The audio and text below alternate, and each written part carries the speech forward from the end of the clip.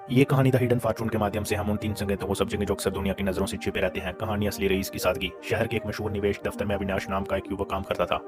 अविनाश को लगता था कि अमेरी का मतलब महंगे परफ्यूम की खुशबू, हाथ में चमकती रोलेक्स और दफ्तर के बाहर खड़ी शोर मचाती स्पोर्ट्स कार। वह हर महीने अपने तनख्वाह का बड़ा हिस्सा ब्रांडेड जूते और सूट खरीदने में लगा देता ताकि वह सफल दिख सके। उसी दफ्तर में हर हफ्ते मिस्टर खन्ना नाम के एक बुजुर्ग आते। वह हमेशा एक साधारण सफेद सूती शर्ट और पुरानी चप्पलें पहनते थे। वह अपने फाइलें एक कपड़े के थैले में लाते थे। अविनाश उन्हें देखकर अक्सर मुस्कुराता और अपने साथियों से कहता, बेचारे खन्ना जी उम्र भर मेहनत की पर आज भी साधारण क्लर्क जैसे रहते हैं। एक दिन अविनाश के बॉस ने उसे मिस्टर खन्ना के साथ एक प्रॉपर्टी डील के सिलसिले में शहर के बाहरी इलाके में भेजा ताकि वह कुछ देख सके। उसी दिन अविनाश को 3 ऐसे संकेत मिले जिन्होंने उसकी सोच बदल दी। जब वह कार में बैठे तो अविनाश ने अपनी महंगी ब्रांडेड जैकेट की तारीफ की। मिस्टर खन्ना ने बस मुस्कुराकर अपनी सादी सफेद शर्ट के बाजू को छुआ। अविनाश को लगा कि वह कोई सस्ती शर्ट है, लेकिन जब उसने करीब से देखा तो उसे एहसास हुआ कि वह कपड़ा इजिप्टियन कॉटन था, जो दुनिया का सबसे महंगे कपड़ों में गिना जाता है। तो दोस्तों, आप देख ही सकते हैं, सीक्रेट अमीर लोग दिखावे के लोगों के पीछे नहीं भागते। उन्हें बस इस बात से फर्क नहीं पड़ता कि दुनिया को ब्रांड दिख रहा है या नहीं दिख रहा। वह सिर्फ बेहतरीन क्वालिटी और आराम के लिए पैसा खर्चते हैं। उनकी रेसी साइलेंट में होती है।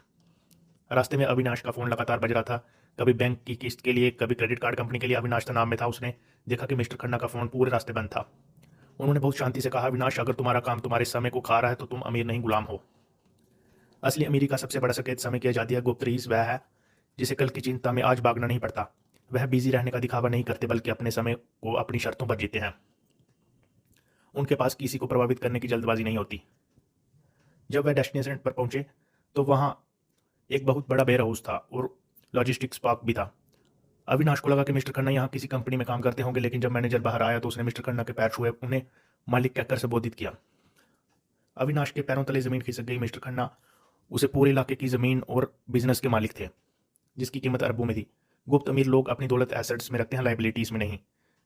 जहां अविनाश जैसी दुनिया दिखावे की चीजों पर खर्च कर लेती है, वहीं सीक्रेट अमीर वह पैसा ऐसी जगहों पर निवेश करते हैं जो उन्हें सोते समय भी कमा कर दे।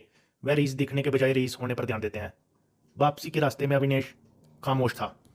उसने अपनी महंगी घड़ी की ओर देखा जो अब उसे बोझ लग रही थी। उसने मिस्टर खन्ना से पूछा, सर, आप इतना सब कुछ होने के बाद भी इतना साधारण क्यों रहते हो?